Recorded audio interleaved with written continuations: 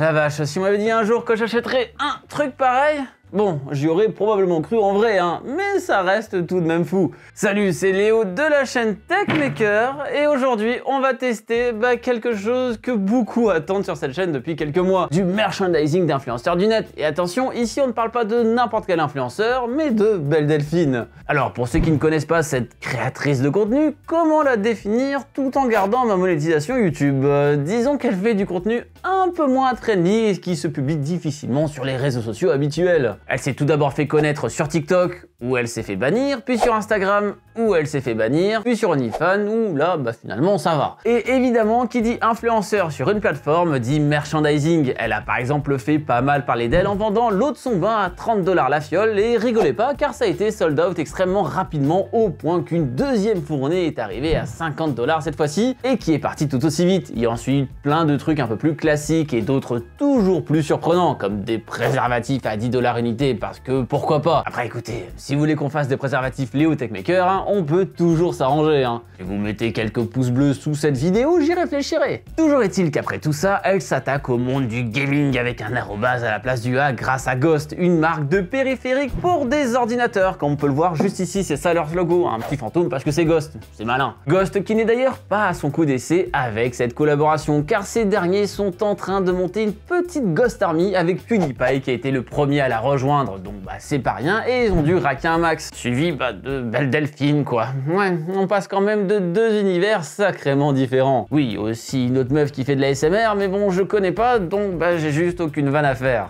Alors il y a plein de trucs à acheter autour de cette collaboration. Du clavier, de la souris, du tapis de souris et même un câble tout rose. Et déjà, comme vous pouvez le voir, c'est très cher. Et donc on va être d'autant plus critique. Vu que je suis sympa, j'ai acheté pour vous le combo super bien comprenant le petit tapis de souris, le clavier de souris et en bonus des stickers ainsi qu'un Polaroid signé par Belle Delphine. Alors j'ai envoyé un mail à Ghost pour savoir si elle pouvait écrire un n'arrêtez jamais d'apprendre dessus. Mais malheureusement, je crois qu'ils m'ont un peu ghosté, donc j'ai un Polaroid d'elle où il y a écrit Belle, super, à 300 balles. Ouais, et derrière, moi, je dois justifier ce genre d'achat à ma comptable, bien sûr. Je sais pas ce que je vais faire de cette photo, peut-être la mettre sur mon frigo, comme si c'était quelqu'un de ma famille. C'est rien, on verra ce que j'en fais. D'ailleurs, ils ont complètement oublié les stickers sur ma commande.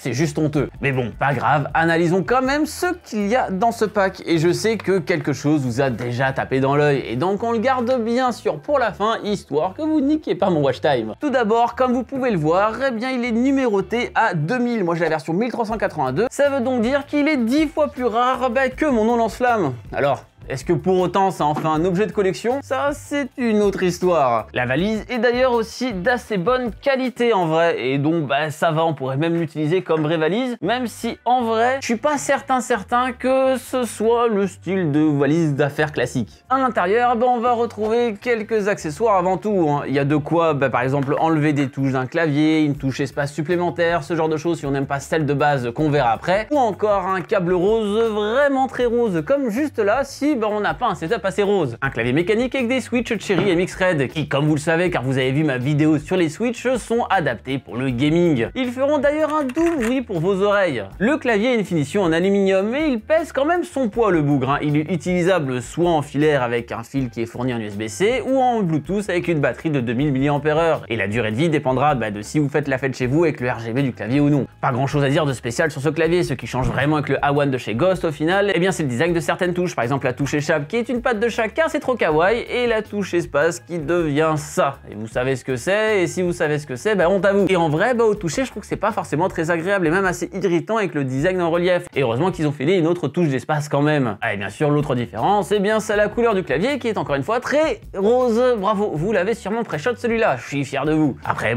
c'est un clavier mécanique classique finalement. Il y a aussi du RGB, des modes pour le faire aller de toutes les couleurs. Classique de chez classique en somme. Bon, un autre point noir, c'est que comme vous le voyez, c'est du QWERTY. Ça, j'y peux pas grand chose car le produit n'est juste pas à la base proposé pour notre hexagone. Quel dommage, Derrière, pour la souris, on est aussi sur du rebranding de Ghost. Ce sera la Ghost M1. Une souris avec plein de trous dedans, un design que je vois d'ailleurs souvent passer ces derniers temps. Tout ça est fait pour avoir des souris les plus légères possibles, et en effet, car le poids de cette dernière est de moins de 65 grammes. Ça change de ma MX Master. Avec un poids pareil, on est encore sur du matos destiné aux vrais gamers. Il y a aussi du RGB RGB autour de la roulette et au bas de la souris, parce que ben, pourquoi pas, après tout on adore le RGB. Là pareil, ce qui change, c'est la couleur, qui est verte.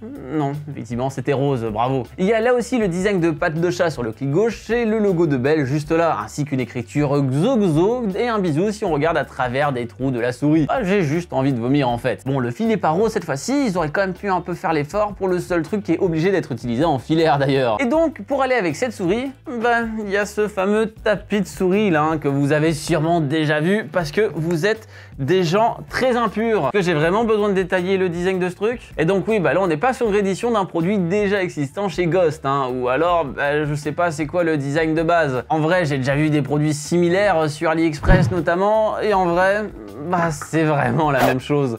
On est vraiment sur un tapis de souris avec une taille classique et de quoi se reposer le poignet, bah avec la souris comme ça. Alors j'imagine que votre poignet est fatigué après de longues sessions de jeu. Et au final, si on reste très statique, ça passe, hein, mais dès qu'on veut bouger un minimum sa main, bah le poignet est coincé entre les tchouches quoi. Donc bon, compliqué si on aime bien faire de vastes mouvements. En vrai, la qualité de ce truc est pas folle. En plus, bah je me sens très sale à l'utiliser, donc bof bof quoi. Par contre là ouais, si on regarde le prix uniquement de cette chose, je trouve que c'est vraiment trop cher pour ce que c'est, car je trouve que ceux trouvables sur AliExpress, bah, sont très similaires pour des prix bien inférieurs, chose qui n'est pas le cas sur le reste comme on l'a vu plus tôt. Parce que bon bah niveau matériaux quoi, c'est pas la folie quoi. Me demandez pas pourquoi je trouve que c'est similaire à ceux d'AliExpress et comment je le sais, j'ai fait ça pour la science. Mais bon, après tout ça, faut en penser quoi de tout ce pack, hein, en dehors du design de certains objets, bah, comme vous l'avez vu, très discutables. Bah en vrai, je préfère 1000 fois du rebranding comme ça et avoir un truc proche de son créateur favori, mais de qualité, que les personnes qui vont rebrander du AliExpress pour le revendre 5 fois plus cher. Et on paie aussi ici le côté custom, vu que les prix varient de plus ou moins 10 $ par rapport à la version d'origine, mais avec les codes promo de 10% pour chaque créateur, en vrai, on s'y retrouve pas trop mal.